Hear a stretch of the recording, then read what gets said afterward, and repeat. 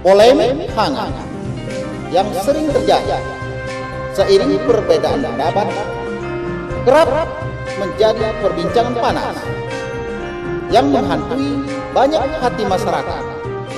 Kini kami hadir untuk mengulas topik terhangat di setiap pekan Anda dalam Dialog Tugas bersama Tut Yendi.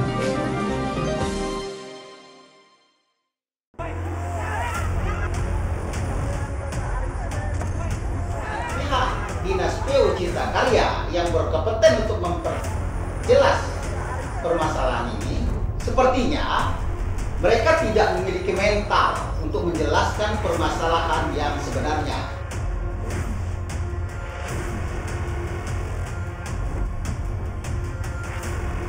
Yang tahu hanya dalam.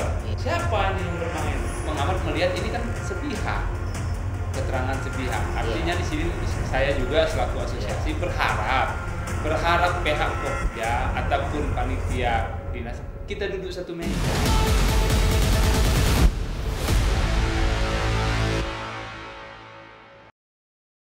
Assalamualaikum warahmatullahi wabarakatuh.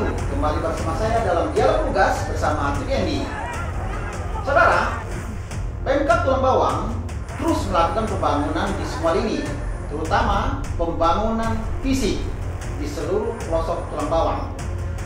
Yang lagi menjadi sorotan dan trending pada saat ini adalah pembangunan Tugu Simpang Penawar. Ada hal yang menjadi pertanyaan masyarakat. Ada pembangunan telah didapatkan pemenang, terus dilakukan pembatalan pemenang. Semua masyarakat bertanya, dan pihak kontraktor juga menginginkan jawaban dari Dinas PU Cipta Karya Tulang Bawang. Apa penyebab pembatalan ini?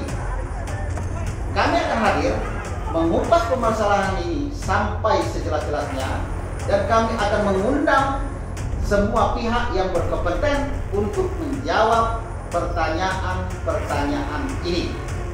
Untuk itu, mari kita saksikan bersama Digas bersama Tut Yendi dalam tema masalah tender proyek di Simpang Penawar. Mari kita simak.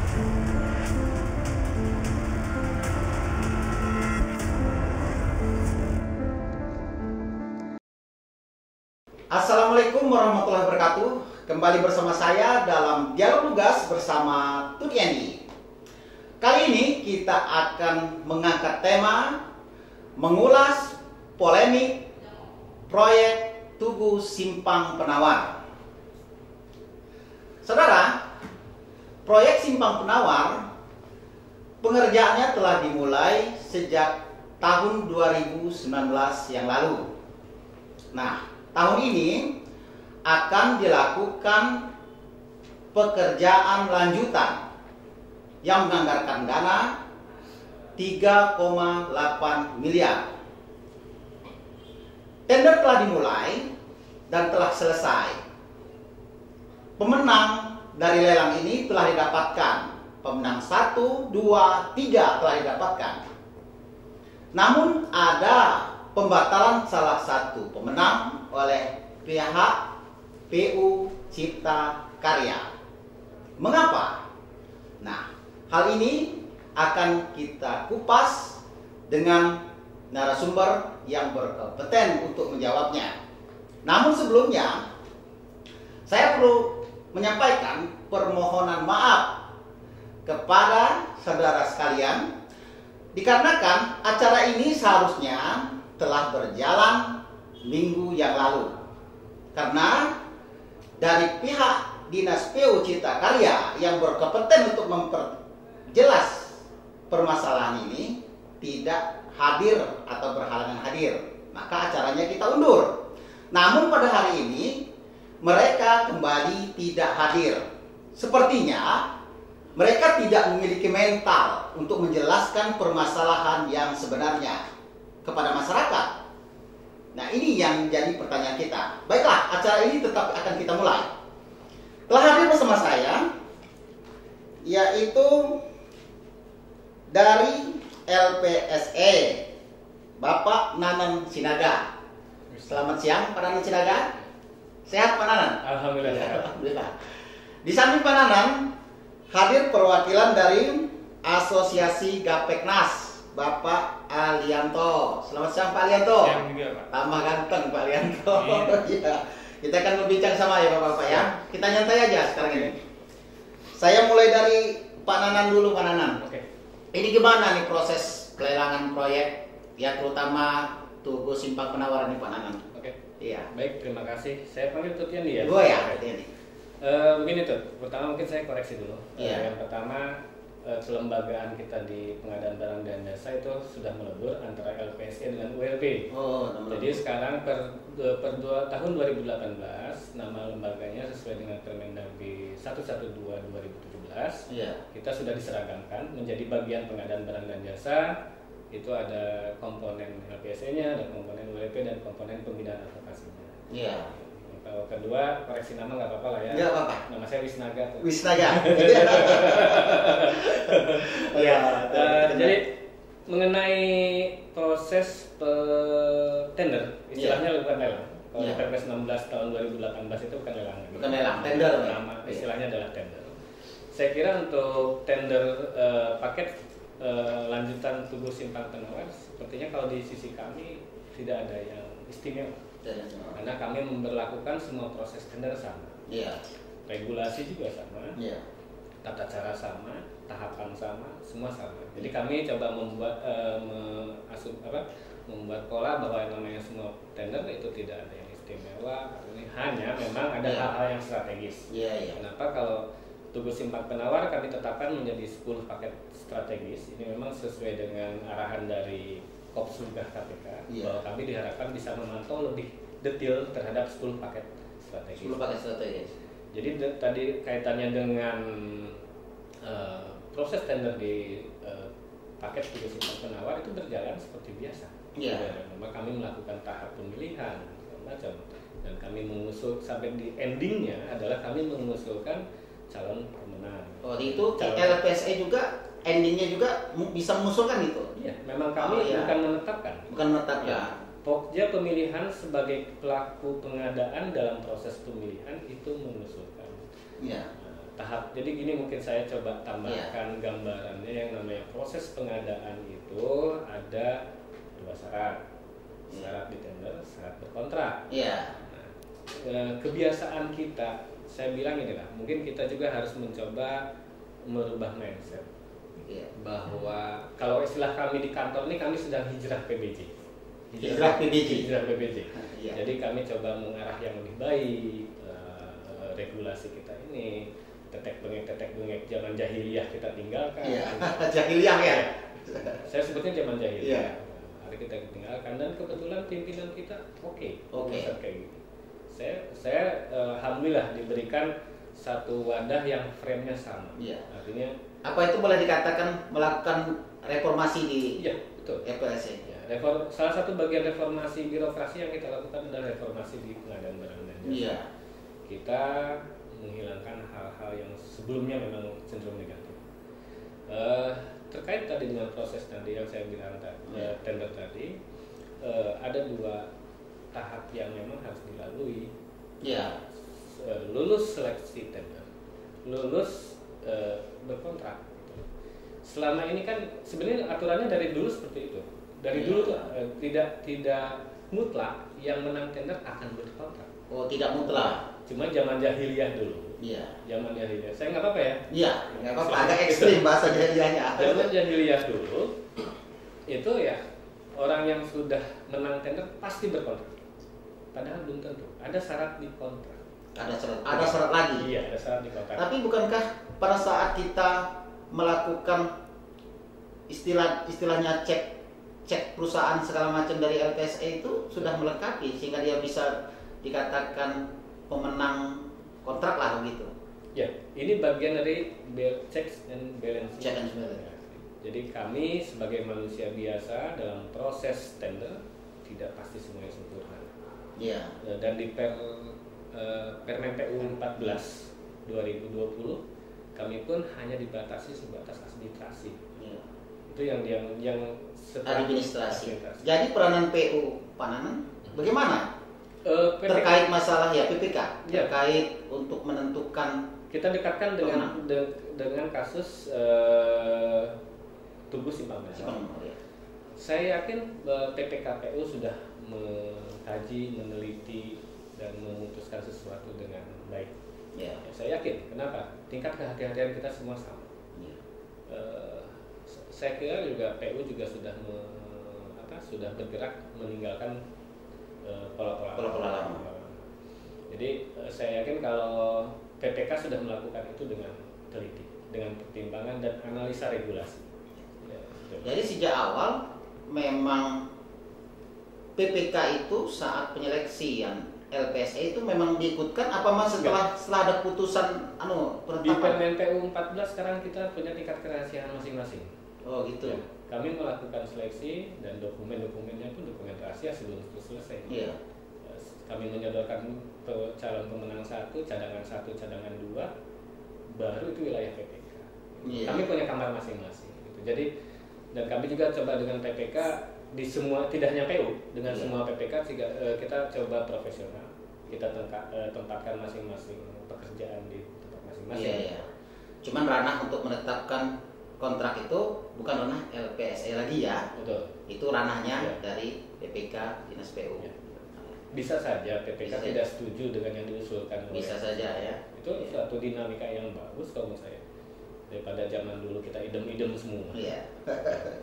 Cuma memang eksesnya gini, karena mungkin juga saya buka untuk ke halayak publik lah. Iya. Kita namanya merubah sesuatu pasti ada pengorbanan, Ada ada kecurigaan, macam-macam. Merubah sesuatu itu merubah sesuatu yang lebih baik pasti ada ekses, resistensi pasti ada. Dan kalau kami di bagian pengadaan udah memahami ini sebagai resiko. Dicurigai segala macam itu sudah menjadi resiko. Iya. Tapi kita coba profesional. Sebenarnya jembatan-jembatan untuk melakukan aduan segala macam sudah banyak. Sudah banyak. Kalau boleh saya jelaskan ya? Iya, silakan. Kalau boleh saya jelaskan, untuk yang ini tinggal kita, yuk masing-masing kami di PPBJ, di Pokjanya, di PPK ataupun di pihak penyedia menempatkan diri pada profesionalismenya masing-masing. Pada saat ada yang merasa dirugikan, ada salurannya. Ya. Ada salurannya. Ada ruangnya. Ada ruangnya. Medianya sudah disiapkan regulasi. Ya. Pertama, misalnya seperti apa? Misalnya gini, untuk di proses tender kan ada 2 tahap yang bisa dilakukan. Satu namanya sanggah. Ya. Apabila sanggah itu ternyata dijawab tidak memuaskan, ada sanggah banding. Dan ini belum pernah disentuh oleh teman-teman penyedia. Ya, karena saya juga punya pemahaman begitu sanggah masih sih. Ya, sanggah kami layani, kita jawab dengan apa yang versi regulasi kami. Begitu masuk sanggah banding, kalau sampai saat ini kayaknya saya belum ada referensi penyedia yang siap dengan sanggah banding. Kenapa?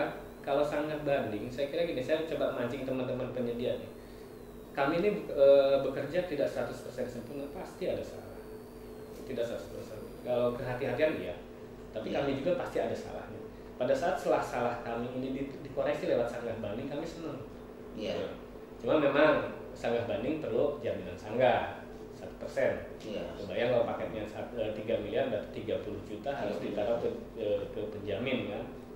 Tapi saya kira ini juga pembelajaran untuk semua lini, semua pihak menempatkan profesionalnya. Pada saat kita memang yakin dengan kita salah atau misalnya penyedia benar, punya data itu benar, sanggah banding saja dan tidak akan hilang saya yakin.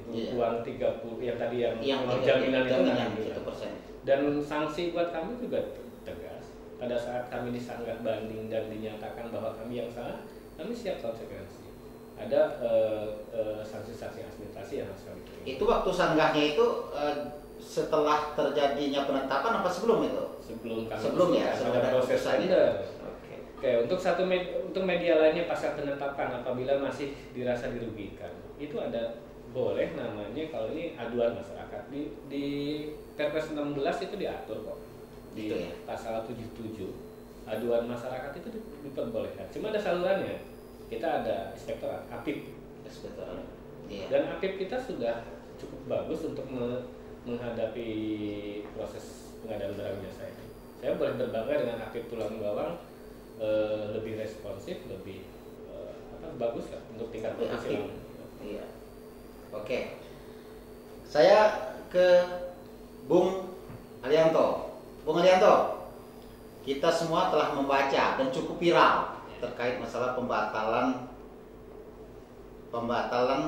pemenang tender proyek Simpang Penawar. Nah, ini bagaimana menurut Bang Alianto ini? Oke, terima kasih buat Yandi juga ini terkait menyikapi masalah tubuh pekerjaan proyek tender Simpang Penawar. Artinya persoalan polemik yang terjadi di media massa sekarang ini, kalau saya lihat pengamat kami dari Asosiasi Gapetnas Tulang Bawang, apa tahapan-tahapan ini kan sudah dalam waktu proses gitu, ada aturannya, regulasi daripada tahapan-tahapan itu. Ya artinya di sini juga mungkin sedikit banyak sudah disampaikan juga dengan saudara kita Pak Nana Sinaga. Ya mungkin ada tahapan-tahapan. Kalau memang artinya rekanan kita kurang kepuasan di dalam pengguguran untuk jadi suatu pemenang tender tersebut, dia punya hak, punya ruang untuk artinya untuk melaporkan. Ya. Artinya lepas dari tahapan itu dia punya yang namanya APIP, punya hak juga dia untuk melaporkan ke APIP artinya. Nah sebelum itu juga artinya mereka jangan salah juga, panitia juga punya hak untuk menggugur gitu. Nah, punya hak juga. Artinya di situ artinya kedua belah pihak ini semestinya harusnya duduk satu meja. Ya, nggak perlu lah. Kita harus koreksi sama mana yang salah dan mana yang benar. Baik kita luruskan, nggak perlu harus kita besar-besarkan persoalan ini. Artinya di situ kita lihat nanti timbulnya bahasanya kita nanti ada ya namanya manusia biasa. Mungkin ada keselipan juga mungkin di situ kan satu sama lain, baik dari panitia mungkin ada selip, begitu juga dari rekanan. Arti bukan semerta-merta pula Bung Yandi juga, artinya saya pribadi seandainya selaku rekanan sudah ditetapkan jadi pemenang, terus saya berbangga hati, saya udah positif nih dapat dipakai pekerjaan, belum tentu. Karena di situ ada tahapan lagi. Masih ada tahapan tahapan. Di situ ditetapkan dulu dari sistem rankingan dulu, baru nanti lari proses tahapan pemberkasan nih. Dari pemberkasan itu baru bisa ditetapkan jadi pemenang. Kalau tidak memenuhi persyaratan, walaupun saya ranking 1 mungkin bisa digugurkan. Maka yang ranking 2 bisa naik, bisa pula dia gugur, bisa juga naik sampai dengan seberikutnya. Tapi Bang Yanto, itu kalau kita melihat pemberitaan kemarin, kita menyimak pemberitaan kemarin, menurut dari kontraktornya sendiri bahwa kalau itu terkait masalah barang atau peralatan yang mereka pergunakan itu tidak memenuhi